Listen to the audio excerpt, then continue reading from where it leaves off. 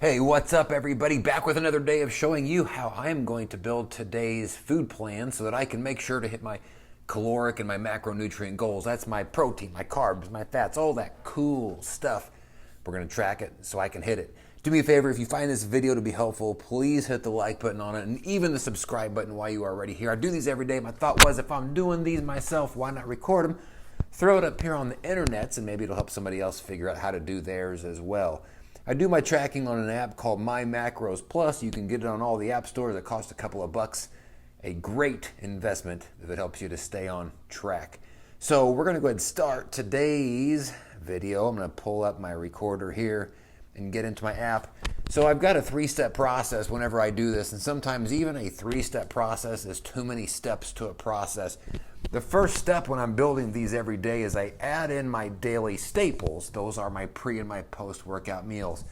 The reason I add those in first is because they are no-brainers. I just do them, and they have the same thing in them every day, which is some variation of whey protein powder and even maybe a whey isolate. But that would mean that I would have to make sure that I had said protein powder available and I ordered it whenever I needed it. Unfortunately, today, oh God, I needed that powder. That was the end of it. I have nothing left. I'm going to have to sweep that up later too. This just keeps getting worse. So part of being able to be consistent is to make sure that you've got what you need in stock. I guess maybe that's part 1A, 1B. So what do you do in situations like this where something you depend on every day is not available because you're a moron and forgot to, somebody told me one time, unrelated, that if you ever run out of gas with money in your pocket, then you're a moron. This is the equivalent, right? With the internet here and you still run out of something. So what do you do here? Well, you just have to adjust your day. Every day is a little bit different. This typically should not happen, but stuff's going to happen sometimes. So all you have to do is just work around it and compensate for that. So my three-step system gets a little bit weird here. So with my first step and adding in my pre and my post-workout, typically those are my staples because I've got a scoop of whey protein or whey isolate on each of those. You can see here on my pre, I got it. I was able to squeeze that in this morning, but whenever I went in for the post-workout, there was only about half of a scoop left. So I used it.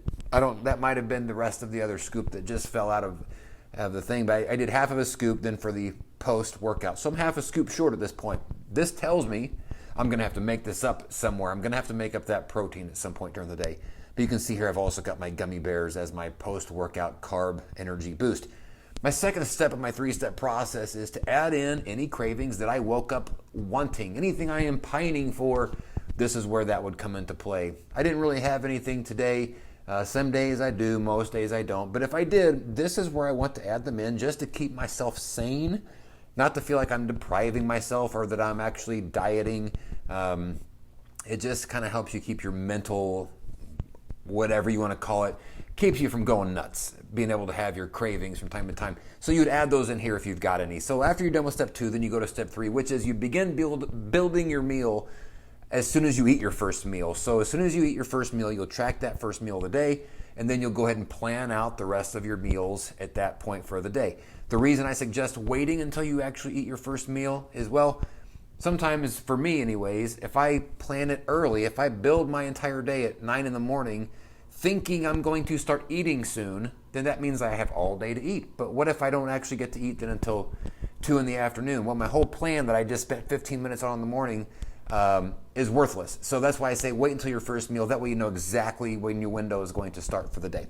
So for me, today's was a decent window. I have some liquid egg whites for breakfast here. I was able to start eating fairly early. And I put some fat-free mozzarella cheese on it. I had been using fat-free cheddar. The store was out. All I honestly care about is the fat-free part. So a very lean breakfast. It was a lot of eggs. Don't get me wrong. That's 2 cups of liquid egg whites. It's sort of like a harder version of snot, but I guess you can put enough hot sauce on snot and it's palatable, I suppose. So I did that for breakfast, 306 total calories for a lot of the liquid egg whites. For lunch, all I did here was a wellness wrap. This is some turkey. This is deli turkey slice. Threw on some fat-free mozzarella cheese. Put it on the wraps that I use. Another lean meal, 213 total calories.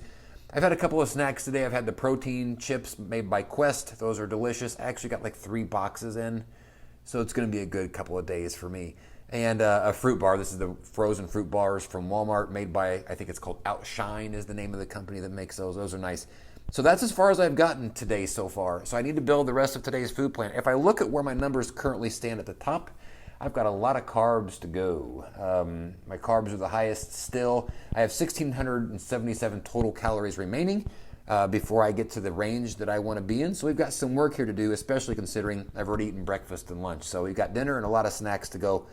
Let's get rocking and or rolling. So what do I need to do here? Let's go carb heavy on some stuff. I want to eat a couple of buffalo chicken patties. Those are heavy on carbs, but still offer some protein as well. I'm going to go to these. This is something I have almost every day. 2 patties. Going to do this for a dinner. You can see 38 grams of carbs, 18 grams of protein. We're going to add that in and start knocking those carbs down. I'm also going to go ahead and add some non-fat, non-flavored Greek yogurt. Let's do 50 total grams of that. Get a little bit of protein there. Going to also put some guacamole on that because I love guacamole, and we're going to get some of those fats off the board here as well. So I'm going to put some guac on there. So that's going to be 2 buffalo chicken patties. They're vegan, vegetarian, whatever. I'm not sure what they are, but they're delicious from Walmart. Fat-free, flavor-free Greek yogurt, mozzarella cheese. Did I put cheese on there? I didn't put the cheese on there. Let's put that on there. Let's say 20 grams. And the guacamole on there as well. For a side, let's get crazy. Let's do something I haven't done for a while, a sweet tater. I actually have to go to a different category here. I haven't had them in so long that I have to go looking. I'm too lazy for that. Sweet potato dinner. Okay, let's take a look here. We've knocked down just a little bit. Still got quite a ways to go on some of this. So we need to be thinking still kind of carb heavy with some protein added on there. How about a little bit of, you know what, I'll do a bag of rice as well for that, for the dinner. And this is going to be a big impact item. Carbs are going to drop heavily and we're down to 719 total calories. This is a good sized meal. Leaves a little bit of some room for some snacks. It says I have 719 total calories remaining. That is underneath the max for me. My max that I want to hit is 2,700. So that when this says 719 under that, it's 719 under my max. I don't want to go over that. I want to be under it a little bit. So really, I still want to knock off about 500 calories here. Oh, I remembered. I had a chocolate chip protein cookie. I need to add that in. I didn't see that on the list. Chocolate chip protein cookie for a snack. That's going to help. All right, so down to 469. I still want to drop about 200 more calories off this. Something to note, this is about the part where you start looking at some of your numbers and you go, okay, my fat is down to 7.1 grams. I got to be careful here so I don't blow out the rest of my fat while I'm trying to hit these proteins.